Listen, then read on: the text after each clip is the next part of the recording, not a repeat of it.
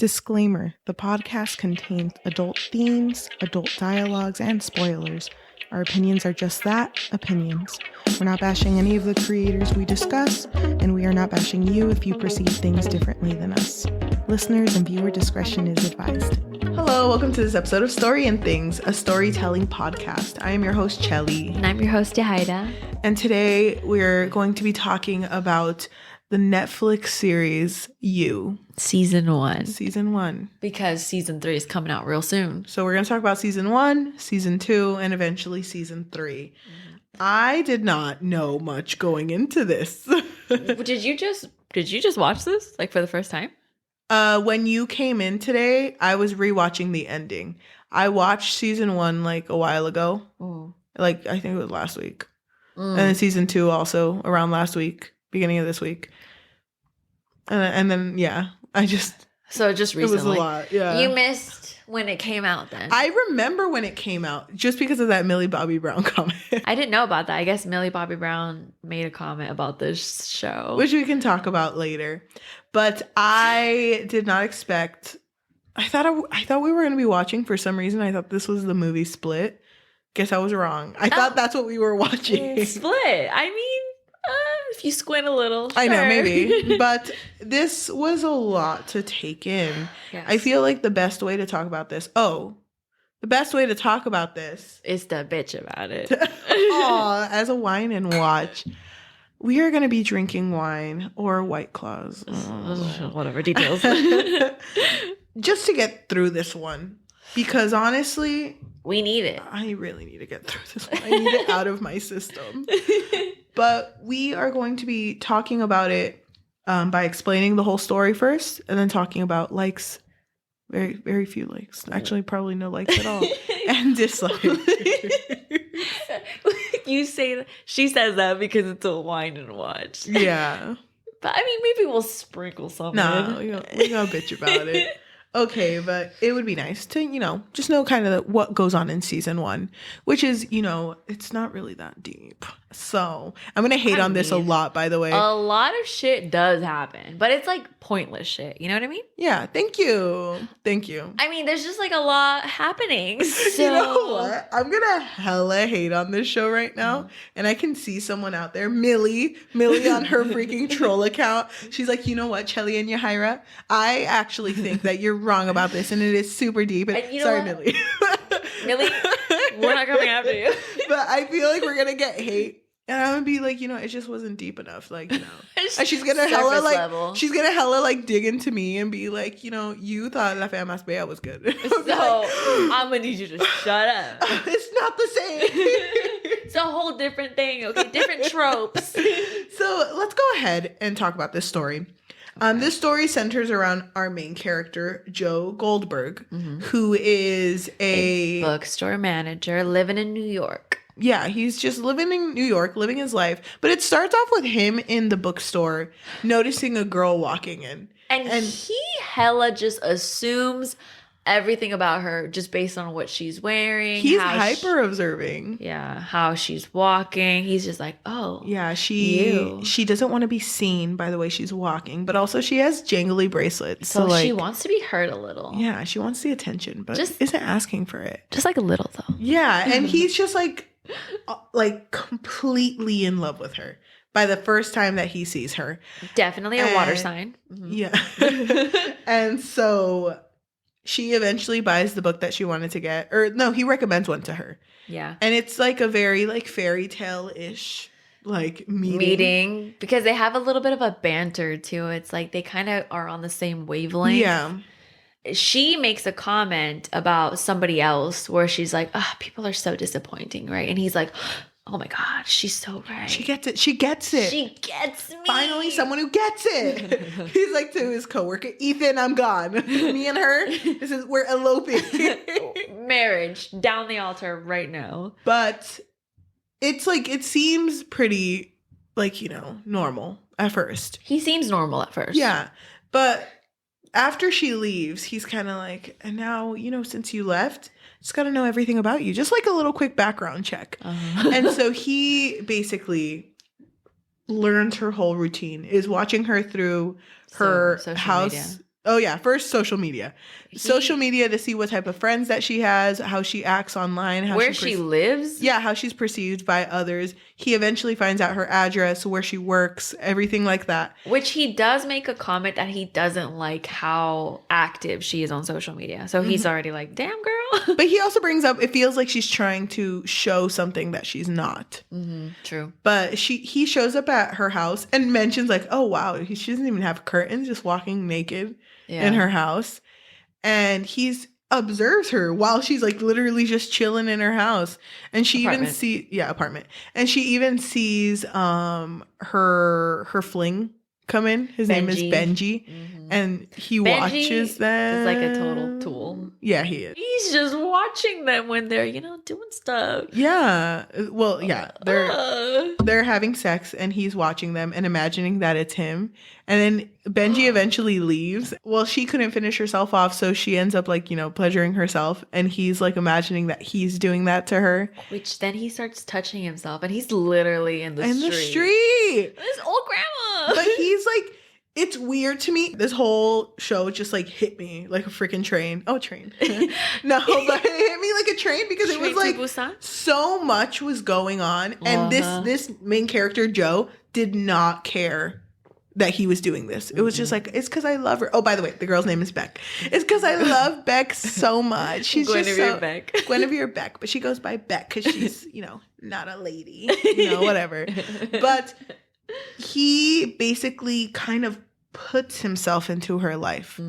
And when he does this at the beginning, he's like, it's okay because she's going to love me because I'm so perfect and she's going to see we're perfect for each other. But it's also like, oh, but she needs me though. Like I'm going to save her life. Yeah. Like, that's why I'm here. So she goes to a party, I think it is. I think she's hanging out with her friends. Oh, she's hanging out with her friends because she wants to feel validated for her writing because she is a writer. And they go to like this slam poetry thing. And she thought it would be cool to go read some slam poetry. But no one is listening to her. And they're making comments to like, this is too sad. I don't care. Yeah. And her friends aren't really that supportive at all. No, they're not. They're just little like, ooh, poetry. Yeah. Ooh, let's get some shots. But even Joe leaves because he's like, this is painful to watch. I don't want to watch this. Which, by the way, Joe is just there because he's a stalker. He's not there because she invited him. Yeah, he's just watching from a distance. So he is waiting at the subway station because he's going to go home. No, he is. And then he sees the opportunity because she stumbles in to also leave. And he notices that she's texting Benji. And it's like, really? Is he really that important to you that you're literally texting him drunk while walking close to the edge of a train track? And she falls in. And she falls in. And he's like, come on, gotta help you up. And there's some dude in the background like, pick her up, like singing. Yeah. So Joe saves Beck's life. And they fall on each other so romantically. But then she pukes on him. Oh. True love, So they Uber home together or taxi home together. Which, remember, she's drunk. So he takes her phone and she doesn't realize it. She thinks that she left it in the train and it's gone now. So yeah, she even makes a huge, because he when they're in the taxi together, he says, is it okay if we exchange info? And she starts looking for her phone and it's like, oh, it's not here. I'll give you my email though. Yeah. And then he's like holding her phone like, oh yeah. Like, every time she blinks, he's like. Which her phone wasn't passcode protected, huh? That was something that he noticed too, that she didn't put a password on it. No, she didn't. She had weirdo. I know, for real. But while they're getting off, or while they make it to her house, he's kind of thinking like, should I invite myself in? No, that's too soon. No, I can't do that. I can't do that. And he notices that Benji's waiting there.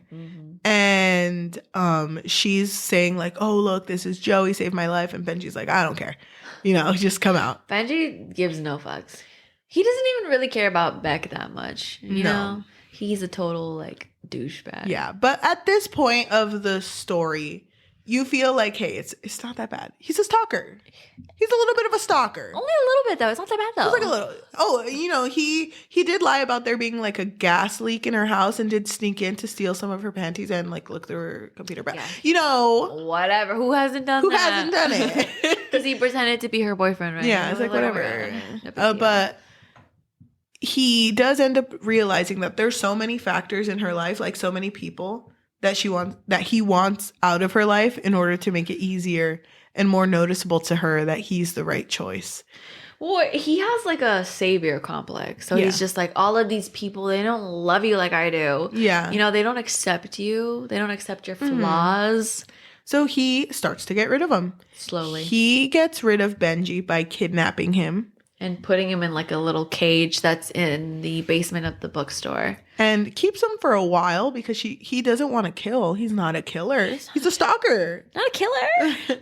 But eventually he sees that, you know, Benji is a nuisance. So what's the point? What's the point in having him? So he kills Benji. He kills Benji. One down. But then like he notices like, okay, now that I have this down, maybe it'll be fine. But then one of the friends, her name is Peaches, also doesn't like Joe and is kind of suspecting that he's a little sus. But also he's not to her standards of being rich. Oh yeah, because Peaches is rich. Yeah. So. Like really rich. So, but Peaches, she's also kind of a little bit of a weird friend, you know? Yeah, because she also is obsessed with Beck in a way. And it's never told. It feels like it's romantic. Yeah. Yeah. But she... Well, Joe thinks it's weird because remember there was a point where he was like, she's obsessed with you. Yeah, right? and like... Peaches does anything to get Beck on her side, even like fake a suicide or a suicide attempt. Right. In order to get Beck to be on her side. Because before that suicide attempt, Beck finally, because she would always run to her friends, literally all the time. And Joe was the one who brought it up. Like, you're always going to your friends. Like, they have you in any way that they want. And so she finally stands up to Peach and... Peach tries to kill herself. But she wrote it down how she was going to, too. It was very strategic. It was so weird. Yeah, but Joe notices, and then Peaches tries to take Beck away and convince her to go to Paris or France, France, with her. And, you know, Joe can't let that happen. No, of course because not. if Beck's gone, what's he going to do? Just read? Ew. So he ends up out of self-defense because Peach was attacking him. He kills Peaches. So she's dead. Yeah, Bye. and frames it as a suicide. Right, because he is a good writer. So he pretty of much course. wrote down her suicide note. But now, you know, there's so many factors, so many people that he's killed already too. And he, you know, why not add another one? His neighbor was having trouble with like a boyfriend. Yeah. So he's like... Paco. Yeah. So he was good friends with his neighbor. His name is Paco. He's a little boy. Yeah. And he was being abused by his mom's boyfriend. And so, you know, Joe got rid of him a little bit, you know?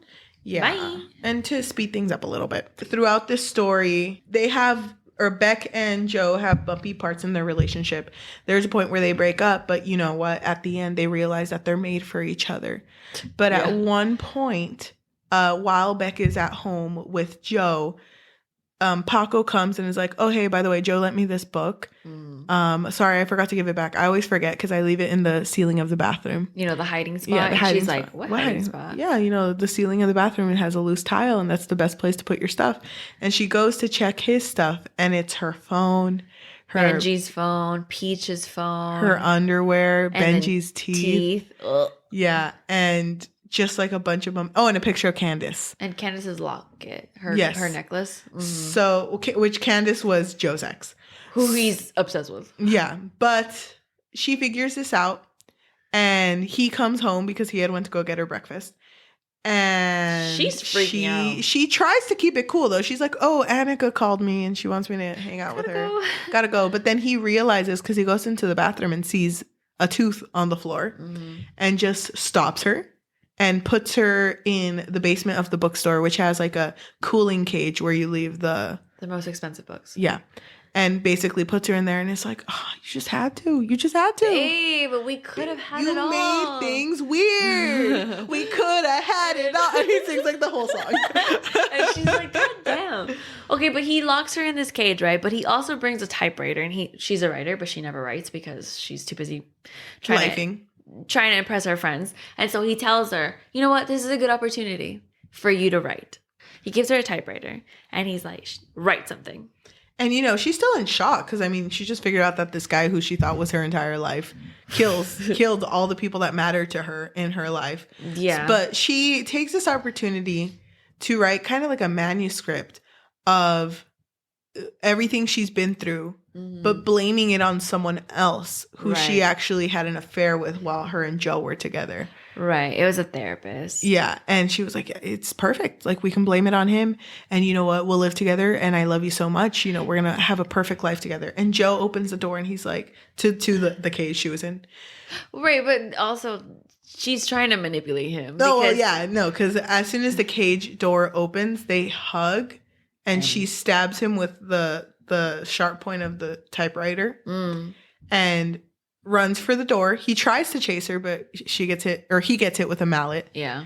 And, she opens the door, is calling for help, and Paco happens to walk in as this is going on. But he's a little boy. He's a little boy, but remember that Paco's boyfriend was just killed. Boyfriend? Oh, Paco's mom's boyfriend was just killed by Joe, and he feels really grateful. So when he hears that Beck is saying, Joe's killed people, he's crazy, he's like, I'm not about to. He's like, well, he has killed people, but one of them was convenient for me. So I don't really see the problem here. Suddenly I can't hear. Thank you. Suddenly I don't care. So the show ends with Beck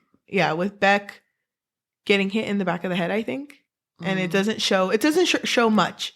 No, he just pulls her from the... He pulls her from the door, and then... all of a sudden it's revealed that he planted her body in the therapist, Dr. Nikki's backyard.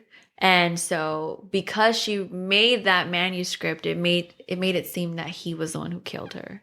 And was blamed for the killing of Beck. Benji.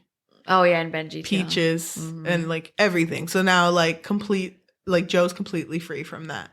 And the story ends with, or season 1 ends with Joe at the bookstore, and he's like, oh, my God.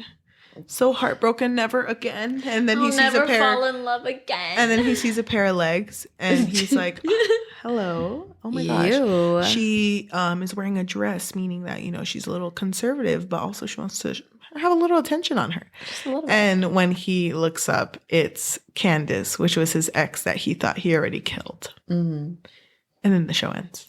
So, did I do a good job explaining? Yeah, you did. I feel like those were the highlights of the whole show, pretty much. Yeah, everything else, honestly. Filler. Whatever. Who cares? There is one thing that I think is important for the following seasons because Peaches has money. Her family did hire a private investigator to figure out whether or not she was actually murdered because Salingers never commit suicide. Yeah, exactly. That was the thing. Because she was a Salinger, Peach Salinger. Exactly. So there is someone who's kind of scoping things out. Yeah. And Joe is a little bit because he was questioned by this private investigator. So. Yeah. Also, he did leave evidence in her house when... Oh, yeah, because he was hurt and not in his right state of mind, and he really had to pee. So he peed in a jar and left it there. Yep. So, DNA, oops. Okay. After watching season 1 for the first time, how did you feel? I loved it. I really liked it the first time. Whoa, this is a wine and watch. My bad. No. Tell me your honest feelings. So, honestly... I didn't know what to expect when the first time I watched this, and I did not expect him to have killed Beck. We already talked about this, but I always wanted to see the best in people. So even though he was killing these people, I was like, maybe he has a point. I saw a teaser for trailer 3. I thought they ended up together. That's what I thought it was going to end like, because I didn't see the characters. Oh, but I saw a little, snippet. I was like, oh, okay, so they're happy. But no, he killed her. Yeah, I did not expect him to kill her because he thought he was so in love with her. But before we get into the wines, I do want to say that I did really like that Beck was not ever a good character. We were only seeing her in the lens of him. Because he was so in love with her and he thought the world of her, even though she really wasn't that great. Isn't it kind of funny, too? Because Benji, which is the toxic boyfriend that Beck had, kind of tried warning him too. Yeah, because he was like, she's not that great, bro. Mm-hmm. And he was like, what do you mean? She's great. She's lovely. 10 out of 10. That's very unreliable narrator type of thing. Mm-hmm. I kind of like that. Okay, since, we're not whining yet, we'll just get some in there. We'll get some good I things really in like there. that it was in his point of view. Yeah. I thought that added to like comedic relief and stuff, just hearing how he thought about things. Because I liked when he like would freak out and he'd be like, oh my God, what do I do? What do I do? Do they know? Do they know? Where's Peaches? She's setting me up. Like I liked that aspect of it. I also liked how like he had a savior complex. 100%. I loved when he would be like, oh my God, I'm saving her right now. I'm saving her. This is our moment. Like how when he was dating someone else during their break and he broke up with that someone else to be back with Beck, and he like runs up to her window and screams like, I'm all yours, babe. I'm all yours. We're meant to be together. And she's like not listening. So he's like, oh my God, I'm going to throw a little pebble. Just like so romantic because, her window. Yeah, like hella shattered her window and you can hear her scream from the inside. It's so funny. She really does scream. Yeah. That's funny. So I don't know. I like those little aspects of it. But if I have to say how I felt about it after the first time I watched it, I got up to like episode 4. The first time you watched it? The first time I watched it. I got up to episode 4. And I just remember pausing. I don't remember what happened. It was something like that. Oh my God. Can you remind me what episode 4 was? Episode 4 was the captain episode. So it's when it's revealed that Beck actually does have a father. Yes. And she's with him. Yes. So that entire, like 1 through 4, even before starting 4, I was like already on like. On 1. Like I couldn't do it anymore. And the part that got to me was when he was finally found by Beck, that he was stalking her. Oh. And I literally like paused, I closed my computer and I just sat. Never looked back. I sat in my living room and I was like, I need to breathe. I need to make it through this show, but I can't right now. Like I physically can't. Yeah. And that's like after that, I kind of slowed down with my watching because I was like, I can only take so much in one day because I can't. No, I get it. No, I completely understand. It is a lot. I did not like this show. Oh, dang. Yeah. Well, I like the show. I'm glad you did. I love when you like things. Thank you. It makes me happy. Thank you. Oh. Although I will bring up something that I think is kind of maybe important. I don't know. I saw a friend recently and we were talking about our friend? Like our mutual friend? Yeah. Okay. And we were talking about this because season 3 is coming out soon. So I was just like, have you seen it? And she was like, the way that she is, I love her. Love you to death. But sometimes. Does she watch this? She watches? No. Probably not. I don't know. She's busy. She hella works. This is our friend that works a lot. She was like, I couldn't get through season 1 because I feel like it's very women hating. And I was like, okay, oh my gosh, I love her. I kind of get it. She like speaks the words that I want to speak. I thought it was interesting to see a whole progression of this making of a serial killer. Because honestly, I really didn't think that it would be this bad. I don't know what I was expecting. I was like, maybe Joe has a point. I don't know. Because I thought something would turn around or he would see that what he was doing was wrong. But he justified everything he did. Yeah. Mood. So, yeah. But let's get started with our wine. What do you want to wind about first? Jesus Christ. How many monologues do I have to sit through? With really? This that bothered show? You? Yes. I don't mind monologues, but it was a lot. Like, it was a lot. I mean, sometimes people just got to get shit out. There was a lot now that I think about it because there was always like, I need to tell you my whole life story and it's going to take like 10 minutes. But like, so hop on. I do like his voice, but. No, I'm talking about Beck. Oh, Beck? Yeah, Beck had a few things that she had to like let off her chest. She did? Mm-hmm. Honestly, I don't know. You didn't like them though? No. You're not a monologue friend? I don't mind monologues, but I feel like there is a limit. As a Shakespeare stan, I'm a little shocked by First of all, I love my Shakespearean daddy. You took one class. I took one class and that was enough. In that class, I was like, hell yeah. Oh my gosh. No, I did not like the monologues just because I felt like, well, with Joe's character. Yeah. Hella pretentious, right? Yes. Super pretentious. But the monologues just added more to it. So I was like, damn, am I supposed to like him? I don't know. I was kind of hoping that he would have had a change of heart. Yeah. By the end. But no. But he didn't, so. No, the fact that he killed her. I mean, my gosh. you make some mistakes. I did not like that throughout the entire series. Beck was always apologizing. She was? Yeah, she was always like, because he would say something like, oh, with daddy issues and whatever. And she's like, whatever. And then they break up. And then she's like, you're right. And I'm sorry. I just didn't want to hear it. It's because he had such a way with like manipulating the situation. Yes. Where it would seem like it was Beck's fault. I'm not saying that I hated that Beck was apologizing like for realizing like what she's going through. I just don't like it. That's the toxic relationships, because it's also, have you heard of that psychology thing that like you can make someone fall in love with you if you validate them a lot and then call them out on shit and then wait for them to come back so that you can validate them again. Yeah, it's like a said cycle. That weird. I think I'm getting drunk. No, it's a cycle. Yeah. I know what you mean. But so she went through it and she never noticed. No, she didn't notice. No. But she thought he was perfect until the end. Because even when they did break up and they made up again, she thought that there was something wrong with her. She was like, oh, no, I lost a good one. You were super nice to me. But it was my fault that we broke up. Even though he was the one who started the fight about the cheating thing, which she was cheating. Oh my gosh. Yeah, she was cheating. She was cheating with John Stamos of all people. I mean, do we blame her? I freaking hate that it was John Stamos. I didn't recognize him. Oh, it's crazy. I was like, I know him. I know this man. Him.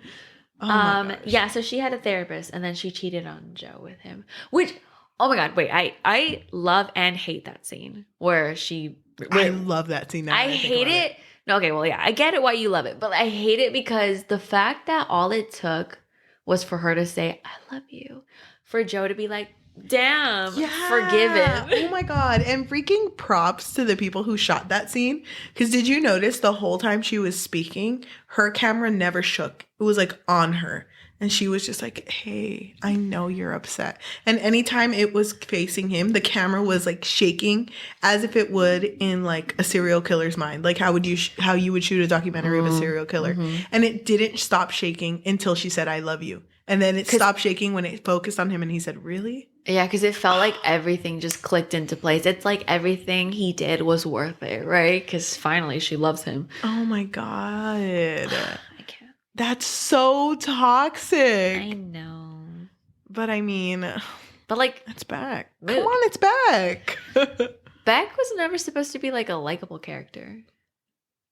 Really? Did they say that? I don't think so. I mean, what's likable about her? I think it's funny. Well, I think it's true what you say. He is our narrator. So we see life through his perspective. Yeah. So it's like, we're supposed to like Beck because he loves her, which at first I was like, yeah, totally, Beck's great. Oh my gosh. But then I was like, damn, Beck sucks. Not a wine, but kind of like a little cheese man. Okay. Not cheese man. A little treated like cheese man. Okay. How did you feel after, because they went on a break and he dated this girl named Karen Minty. And she was really good to him. Yeah, she was. And it was too boring for him. Yeah, and so when they broke up, he was expecting to be slapped.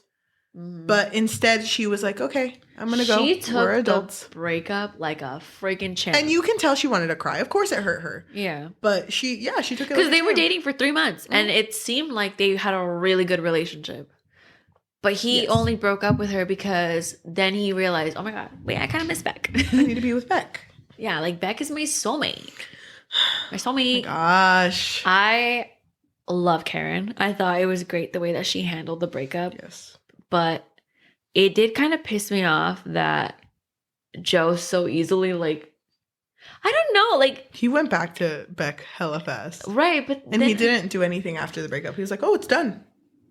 Like, he didn't even think about Karen at all. No, because he has a one-track mind. He really does. It's only about Beck. For now. For now. But he did constantly think about Candace, too. He was always having dreams about her. Yeah. You think it was guilt? Or what do you think it was? I don't know. Because you remember there was a scene where they were at the therapist. Well, he went to the therapist, too, because he thought that, Beck was cheating. That was a whole other thing. But he was actually going to therapy, and they said that he didn't have closure and that he had to let her go. So he burned like a page off of a book that he had given her. But like, I don't think it was that, because we'll learn later in season 2, but he just needed validation from someone, and he found it in her for a while. Yeah. So. But I think that I feel like it ties in with season 2 as well, but I think that he really loves the idea of women not 100% loving him back. I don't know what it is. I feel he like loves it when it's complicated. Yeah, it's because I think season 1 is when they talk about his mom, right? Yeah. And how his mom... No, season 2. Doesn't he talk? Okay. Oh, you're right. Yeah, season 2. Well, anyway, whatever. I think it has to do with his mom. Why he's so like relying on these women who are so close to leaving him. Yes. Also his savior complex. He just needs to 100%. Be there. Yeah. To like save someone. Exactly. And the fact that he was always getting away with everything annoyed me. It was kind of annoying, because I was like, okay, what are the odds that things keep working out for you? Because literally anytime he would have to get rid of the body, someone almost caught him. And then it was like, oh no, you're just a chill dude. No, you're fine. And the fact that he passed out in Peach's house. Oh, I know. And he was out for a while. Yeah, he was out for a while because he had a concussion when he was like at Peach's place. And the fact that he didn't even get caught was so lucky. Just convenient too. Oh my gosh. I just, when I told you why I didn't like this show, because you called me out on it. You called me out. Kind of rude. I did? Yeah, you were like, you don't like the show, but you like true crime stuff. Like, well, yeah, and I just felt like, because we've talked about true crime before, like, or at least like people that we like watching. So I just thought like, I thought you would like it, or not love it, but at least like it, because we are watching The Making of a Serial Killer. So I just thought it was interesting. I do think it was interesting. I didn't think about it like that. I like when I watch shows like this, it kind of feels like something I would have watched in college if someone had put it on. And you know who that someone is. Yeah, I do. We're calling you out. No, I'm just kidding. But thank you. It doesn't sit right with me when shows like this exist. And like, I don't want to call out the creator, because like they did a good job filming it, and I mean they know what they're making. Like they know exactly what they're making. But Joe isn't supposed to be a likable character. No, I know that. I just like can't. People like him because we're all being manipulated by him. I just can't sit with it. Like, it doesn't sit right with me. I don't know. But like, why? Is that me? Tell me why. Okay. Explain to me your... Welcome to therapy. Explain to me your thought process. I just don't find it interesting to watch shows about... a man? A murder and stuff. Like... And it keeps going right for them. Like, I don't know. It feels weird for me to watch that. But it's funny because I told you I really like Squid Game. And you're like, they're killing people. And I'm like, yeah. And? I can't explain it. Someone put thoughts in my head. I don't have any thoughts right now. No, I mean, you don't have to like it just because you like something else. I don't know. Something about it was like very... I think it was also kind of cringy. No, it was. 100%. Do you think it's Joe? Like, is it Joe? I think it's Joe. Because he's very... I don't want to say this, but he's very gringo. Like, he's really white. He's really white. And even like, I don't know. But like, even the people of color in the show are very whitewashed with their way of acting. And I just feel like the show is so geared towards a certain audience. And like, even the like types of jokes, like, you remember how him and Beck had like a Scrabble word that they made. They were playing like, oh, don't make real words, and they put everything ship. And that like made me cringe so hard. Yeah. I don't know. It hurts me. Relationships can be cringy, you know? It hurts me. I think it was meant to be cringy though, don't you think? Yeah, because it is him like romanticizing love. Season 2 spoiler. How do you feel that Millie Bobby Brown, Oh God. well loved, 11 Stranger Thing, 11 Millie Bobby, Millie Robert Brown. How do you feel that she missed the point Of the whole series. and was like, you know what? Joe loves her, and that's okay. So therefore, she didn't say this exactly verbatim, but basically, like everything that he did is reasonable, right? Because he loves her. I think that people that think that way missed the whole point of the show. Yeah. And I think that at surface level, maybe you could think that, because there are some people who do romanticize toxic relationships. Like, we have to be honest, they do. Yeah. But I think it shows that he didn't actually love her, because if he really loved her, he would have just let her go. Yes. He wanted the control over her. He lost control over her. And so he just got rid of her. They didn't show when he killed her. No. Luckily.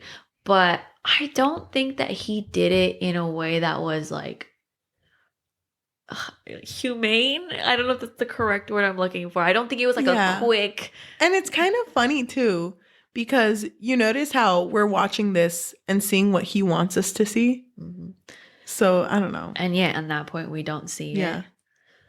I think maybe they didn't show it because he was so obsessed with her that maybe it was too much violence against the woman he thought he loved. But I think that, I don't know when Millie, we're not calling you out, Millie, if you're watching this. I think that, I don't know if. It was after season 1. Oh, okay. Well, I don't know how old she was, but I don't know if she still thinks that way, right? Yeah, honestly, when I read that, when it came out, she was young. She was really young, and she still is young. I don't blame her for thinking like that, because if you think about it, at that age, we were all obsessing over Twilight. And come on, he's like, I mean, I love watching you sleep. I mean, rude, honestly. Oh my God. Okay, but that's we don't need to get into that, but like, it's a little different. No, I just think that at that age, we did romanticize things that were problematic. So I don't blame her for doing it. Or things that should make you uncomfortable. I don't blame her for feeling that right now. I just hope that there's someone in the future that can correct her. Or maybe currently. So Millie, here I am. Correcting you. Mom here. I know. No, but I did want to bring up something, and I'm so sorry that I can't remember what it's called, where it was from, but I do remember that it was in an English class, and we had this whole discussion over this short story. It was a short story, and it was just a group of friends having a discussion. And one of the friends got out of a really toxic, really abusive relationship. And she kept telling her friends, like, no, like, he loved me. Like, I know he loved me. Because why would he have been so passionate if he didn't love me? Oh my God. And then she was like, but I'm alive. So he loved me, right? And so the friends are just kind of like, oh. I think the whole point of the short story was trying to get these different perspectives on love. Yeah. But I do remember that the discussion that we had was like, she doesn't realize that he only loved the power that he had over her.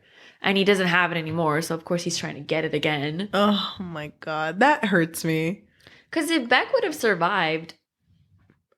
Beck could have survived if she just lived with it. And honestly, she would have lived a pretty good life. Well, if he didn't move on.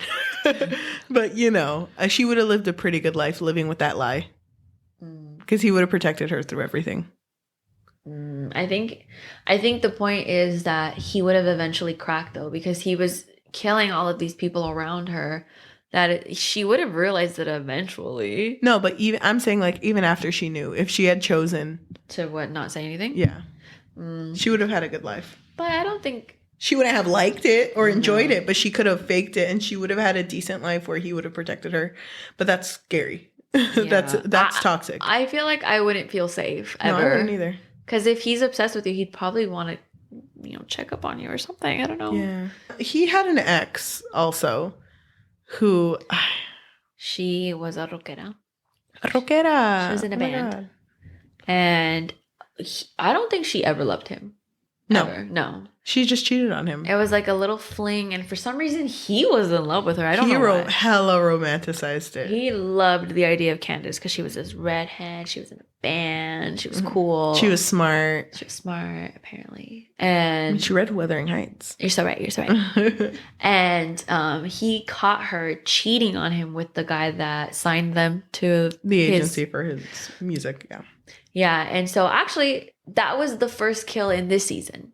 It's revealed that he confronted this guy on a rooftop and he was like, hey, that's my girl, bro. Why are you like feeling her up?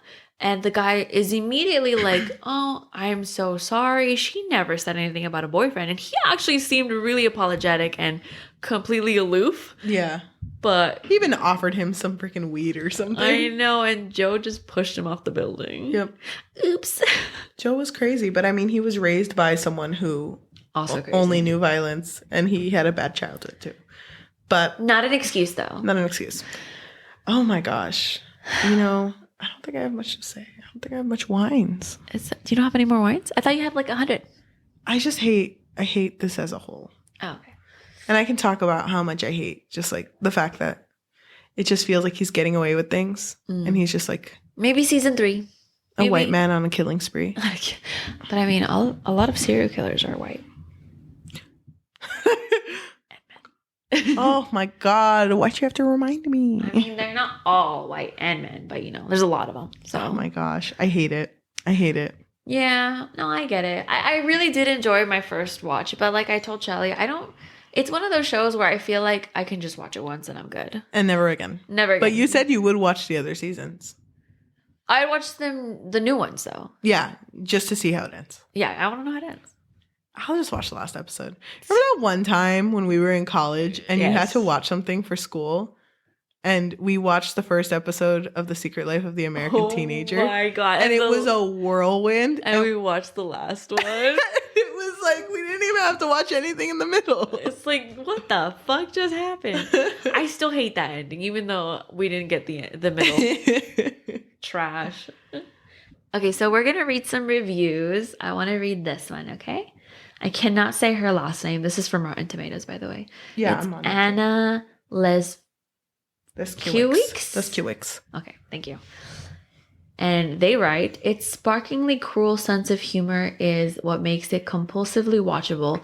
Through Joe's sardonic narration, the show displays a rare eagerness to ridicule its own characters. To ridicule its own characters? What does she mean by that? Like, they kind of all suck, maybe? So, like, the show is showing us, like, look at them.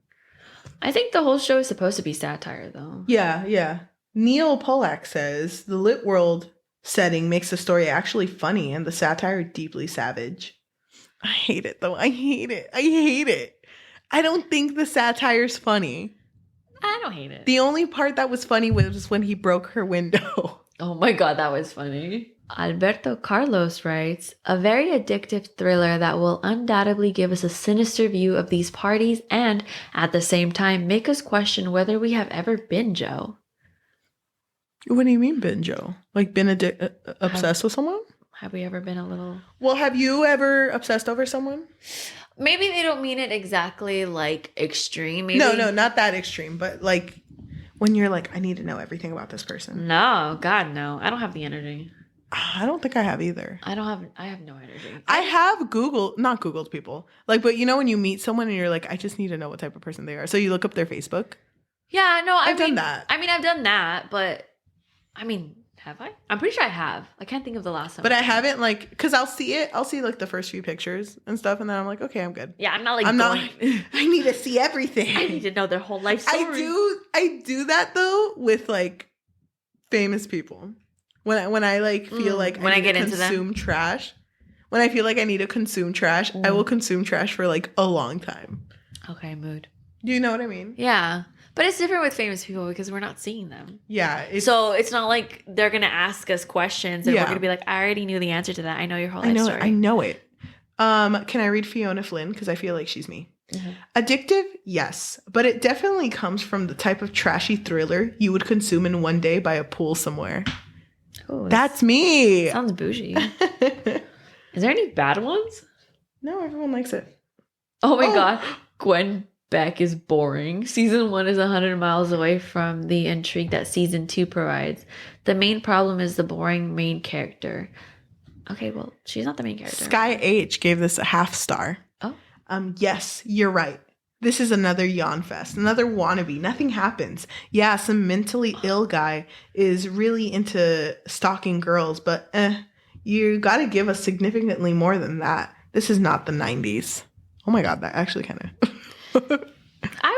I wouldn't say that nothing happens. I feel like a lot happens. A lot does happen. Actually, maybe I would argue too much happens because things are getting convoluted and it's annoying. Oh my God, this one is savage. Contains the most pathetically unstoppable storyline in the series. In the history of the series. It's exactly the moment when the girl stumbles and falls to the ground, running from the killer and dies.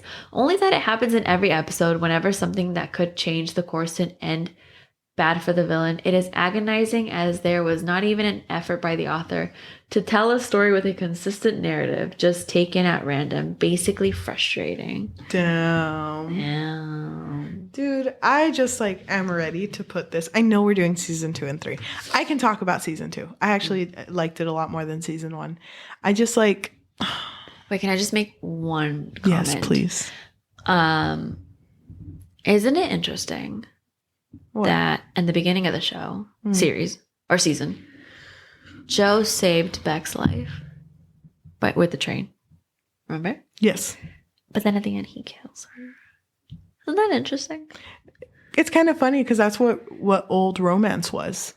Like, if no one can have her, then bye, bitch. If I can't have her, then no one can. Yeah. So he ended the story just how he wanted to. It's like a tragedy, but it's like, oh, it's so romantic. It didn't work between us, but it's okay. Because he got the last laugh by doing that, basically. Mm-hmm. I hate that everything worked out for him. Yeah. But I mean, I get it though, because they did a season 2. Yeah. So what would you rate it? This first season? The first season, yes. I'd rate it a 0.5 out of 5. Damn, girl, that's the lowest you've ever... You gave Bridgerton a higher score. I did. I gave it like a 2 or 1. You did? Roll the tape. I give it a 0.5. You like Bridgerton more than you like this? Okay, don't bring up my my relationship with Julia Quinn. Oh, sorry.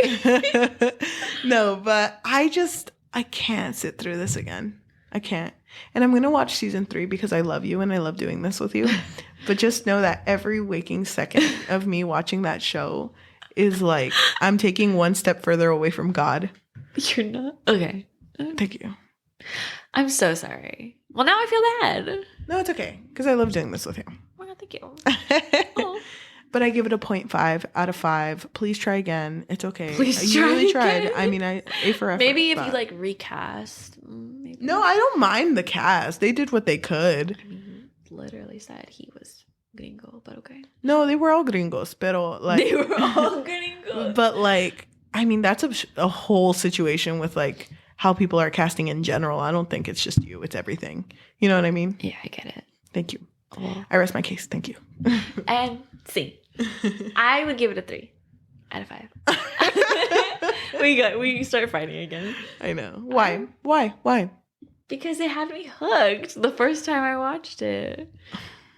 I was really interested to know how this story was going to end. But it was originally a book, by the way. You know that, right? Yeah. I wonder if it follows it correctly. I doubt it. But I never read it. Did you? No.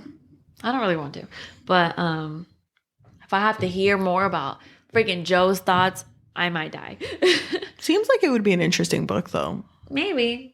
But, oh my gosh, a 3? I really liked it. I thought it was... I'm so happy for you. I thought it was interesting. It was new. I had never seen anything like this before. Yeah. Where we were in the perspective of the future serial killer. But like I said, I don't think I would watch it again, though. Because, you're right. It is cringy. And some of those moments were just unbearably long. But it's funny because, I feel like people would call me out for giving it a low rating because it's kind of you didn't understand the satire. You didn't get how funny it was. I did. They're making a commentary on social media. Oh my God. I get it. I get it. I thought some parts were funny too, but it's not good. You could do this funnier. She's not amused. No, I'm not. I told you. This is a wine and read. I'm only whining. Or sorry, wine and watch. Oh. Sorry. I'm only whining. This is a wine and watch.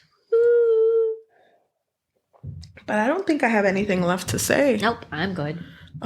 Well, We'll bury in that. I just want to thank everyone who is watching this on YouTube. If you are, thank you. I know. I was going to say I know we look like a mess, but we look great. So thank you.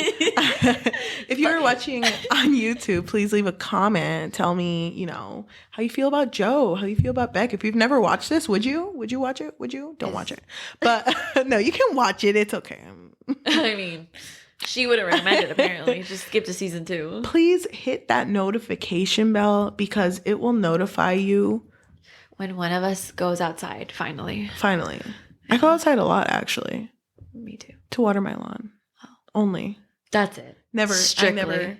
To get to work, I dug a hole just like a mole does. Oh my God, you have a little tunnel. Yeah, so I go through it just to get to my space. I love that for you. But please hit the notification bell. It helps with analytics. I don't know what that word means, but I know that's an important thing for YouTube. If you are listening to us in any audio format like Spotify, Amazon Music, Apple Music. Oh my God, I'm stumbling on my words. It's your friend.